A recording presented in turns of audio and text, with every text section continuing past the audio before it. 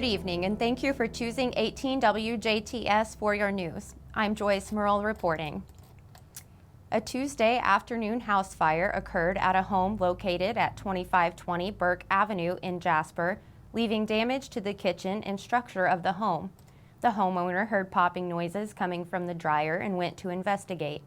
The fire is believed to have started at the dryer and then spread to the kitchen. A Jasper firefighter was driving by and observed smoke and the homeowner trying to retrieve one of her 2 dogs from the fire. The fire department was called to the scene around 1 p.m. 1 dog was saved and another perished in the fire along with a small bird. The structure was deemed uninhabitable. A national public safety alert issued by the FBI and partners warns of targeted financial sextortion of minors. Today's generation of youth lives in a society heavily influenced by technology. From entertainment to education and communication, the World Wide Web offers endless ways to occupy one's time. The wrath of COVID-19 enhanced the prominence of screen time even more. Despite the countless ways the internet has helped navigate life in recent years, it's also created a significant, more potentially life-threatening harm. Predators using deception to coerce young people into creating compromising images of themselves, then demanding money in exchange for not publicly releasing the explicit content, is known as financial sextortion.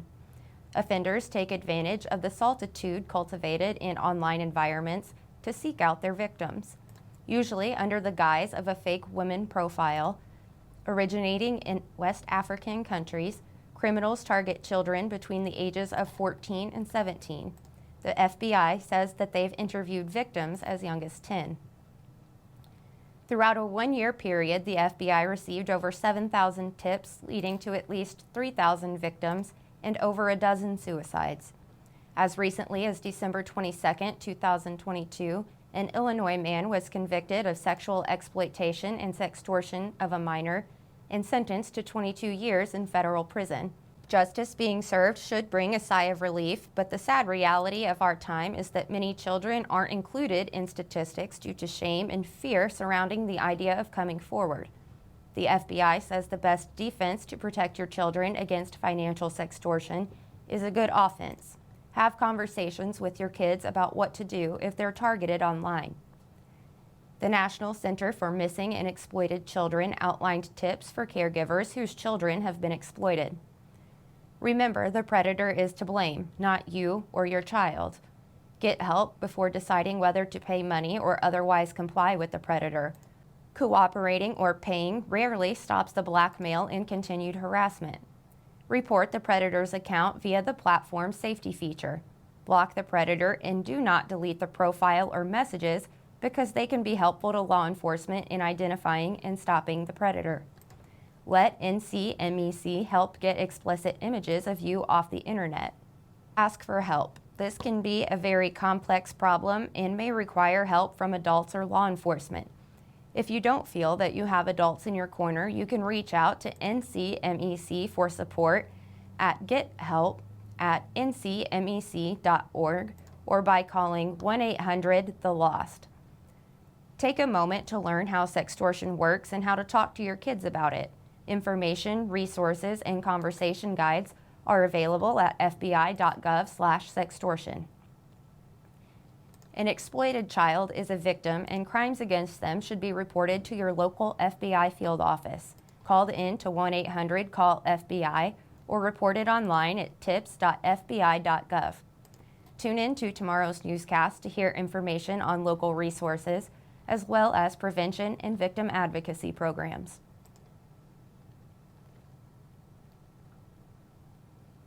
The recent expansions of COVID-19 vaccinations now allows for individuals 6 months and older to receive their COVID-19 bivalent booster if eligible. Feel free to contact the DuBois County Health Department to check your child's vaccine status to verify eligibility. Both Moderna and Pfizer vaccines received authorization from the FDA and CDC to allow use for any individual 6 months and older. If you're eligible to receive the COVID-19 vaccine, no one will be turned away. Patients are encouraged to bring some form of identification to their appointment, as well as their medical insurance card. Insurance information will be collected, however, no one will be denied if coverage is not available. COVID-19 vaccines will remain available at the DuBois County Health Department from 8 to 3:30 Monday through Friday with no appointment needed. As a reminder, the drive-through is only available to those 12 years of age and older. A parent needs to be present for anyone 6 months to 18 years old. If this is not an option, you must complete the consent for COVID-19 vaccination form. A copy of a parent's ID and insurance card must be included if the parent has coverage. Please contact the DuBois County Health Department at 812-481-7056 for any immunization questions you may have. The DuBois County Board of Commissioners held their regular monthly meeting yesterday at 8 a.m. in the Commissioner and Council Room of the Courthouse Annex, located on the downtown square in Jasper. This was the first Commissioner meeting of 2023 and first for recently elected Commissioner Cerise Steffenagel. The meeting lasted around 90 minutes and included many reports, including a Highway Supervisor report, Highway Engineer report, and SPM Development, who talked about dedicating the right-of-way. After those reports, the meeting went to the 2023 appointments and quickly moved to land purchase agreement, and lastly covered the Drainage Board. The meeting was live-streamed on the DuBois County Government YouTube page. The next Board of Commissioners meeting, regular monthly meeting, is scheduled for Tuesday, January 17th.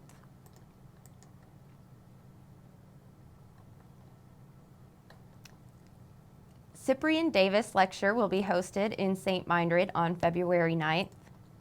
Known for her adventurous, engaging music, pianist, composer, vocalist, and author, Deanna Witkowski's innate curiosity for the human condition will be on display in St. Meinrad.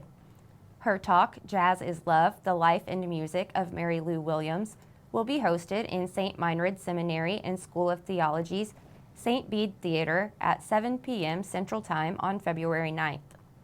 There is no cost for attendance of the lecture, and it's open to the public. Parking is available at St. Bede Hall and in the guest house, as well as student parking lots. More information is available during business hours by calling Mary Jean Schumacher at 812-357-6501. Radius Indiana serves to assist entrepreneurs in product and idea development. Their latest initiative invites residents to showcase their talents in a home brewing competition.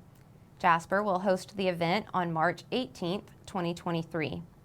Prizes will be awarded to first, second, and third place in categories of light, amber, hoppy, wheat, and dark beer.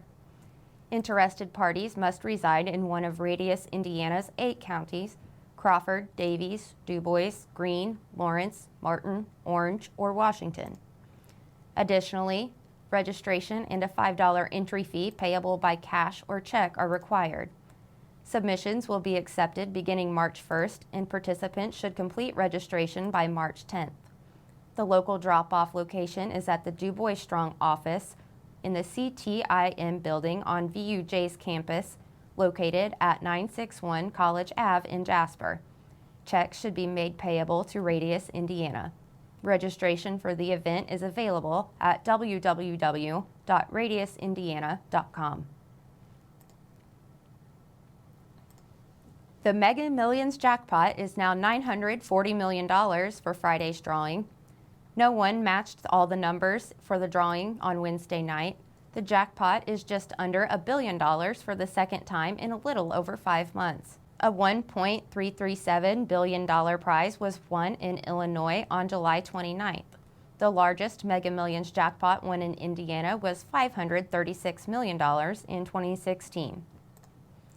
Stay tuned. WJTS News will be right back with a check of weather, and Kurt Gutzel will be in with a look at sports.